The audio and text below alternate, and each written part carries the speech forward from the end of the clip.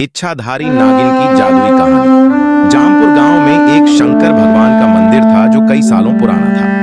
जब कभी भी गांव पर कोई परेशानी आती, उस मंदिर से एक रोशनी चारों तरफ फैल जाती और रोशनी इतनी तेज होती कि कोई भी उस रोशनी के सामने टिक नहीं पाता था। एक दिन वहां एक मुसाफिर आया, उसका नाम मोहन था।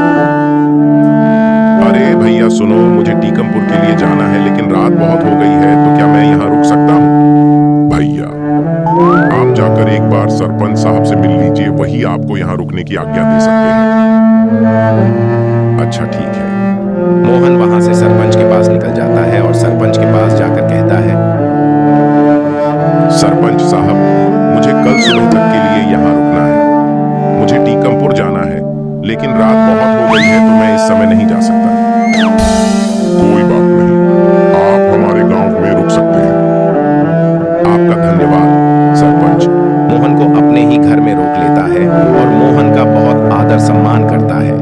लेकिन रात को मोहन सोता नहीं है, मंदिर की तरफ जाता है और सरपंच उसे मंदिर की तरफ जाते हुए देख लेता है। सरपंच भी मोहन के पीछे जाता है। क्या बात है मोहन, आप इतनी रात को मंदिर के पास क्यों घूम रहे हो? मुझे यहाँ से कुछ आवाज और रोशनी दिखाई दी थी, इसलिए मैं यहाँ आया। ये हमारे गांव का सबसे पुराना मंदिर है। जब भी गांव पर कोई मुसीबत आती है तो ये मंदिर हमारी रक्षा करता है। यहाँ कोई नागिन है क्या? आपको कैसे पता? मुझे ऐसा लगा जैसे यहाँ कोई नागिन है। कौन हो तुम? मैं मोहन हूँ, सरपंच। तुम कोई और हो, तभी तुमको ये पता चला कि यहाँ पर कोई नागिन है। सरपंच की आवाज सुनकर और भी लोग आ जाते हैं।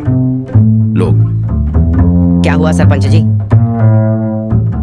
इसे हमने मेहमान समझकर अपने घर और गांव में रखा, लेकिन ये कोई साधारण इंसान नहीं है।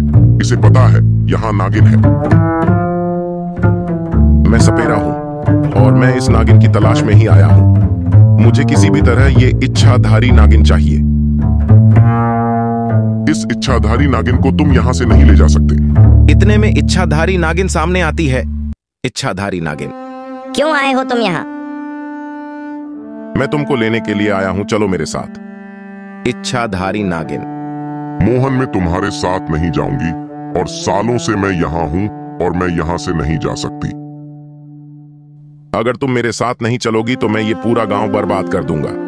इतना कहते ही तेज हवा चलने लगती है, लोगों के घर टूटने लगते हैं। इच्छाधारी नागिन, मत करो ऐसा तुम। मैं ऐसा करना नहीं चाहता था, लेकिन तुम मेरी बात नहीं सुन रही हो। मैं यहाँ से नहीं जा सकती। अगर मैं यहाँ से गई तो मेरी मृत्यु हो जाएगी। और अगर तुम मेरे साथ नहीं गई तो तुम्हारे बचपन का गांव बर्बाद हो जाएगा। उस पर संकट है। इच्छाधारी नागिन, क्या संकट? वहां एक अघोरी ने अपना डेरा डाल दिया है और वह लोगों को बहुत परेशान करता है। अगर तुम नहीं आई तो वो सबको मार डालेगा।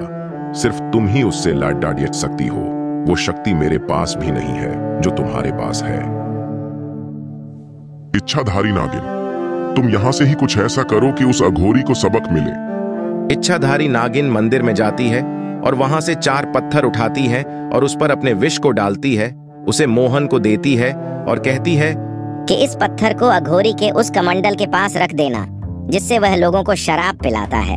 अगर अघोरी के इरादे गलत होंगे तो उसकी श्री शक्तियां चली जाएंगी। मोहन वो पत्थर लेकर चला जाता है और जैसा इच्छाधारी नागिन ने बोला होता है वैसा ही करता है। अघोरी, तुम लोगों को शराब पिलाना बंद करो, इससे गांव के लोगों की मौत हो रही है। तुम कौन होते हो मेरे बीच में बोलने वाले? मैं ऐसा ही करता रहूंगा। ऐसा बोलते ही अघोरी, ये मुझे क्या हो रहा है? कोई मुझे बचाओ, मेरी शक्तियां खत्म हो रही हैं, मैं कुछ भी नहीं कर पा रहा हूँ। और अघोरी को लकवा हो जाता है और उसका शरीर नीला पड़ने लगता है। अघोरी, बचाओ बचाओ। अघोरी, अब तुम साधारण इंसान हो और अब तुम हमारा कुछ नहीं बिगाड़ सकते। तुम्हारी एक गलती ने तुम्हारी सारी शक्तियां खत्म कर दी। इतने में नागिन की छाया सबको दिखाई देती है। इच्छाधारी नागिन, ये तुम्हारे कर्मों का फल है। मोहन ने तुमको पहले ही समझाया था। मैंने अपने पैर पर खुद ही कुल्हाड़ी मार दी। नागिन मुझे माफ कर दो, मुझे बचा लो और मेरी शक्तियां मुझे वापस कर दो। मैं तुम्हारी जान बचा सकती, लेकिन तुम्हारी शक्तियां तुमको वापस नहीं दे सकती। जो होना था हो गया। अब तुम फिर से तपस्या करो और फिर तुम्हें तुम्हारी शक्ति वापस मिलेगी। अघोरी को ऐसा सुनकर अपनी गलती का एहसास होता है। वो सब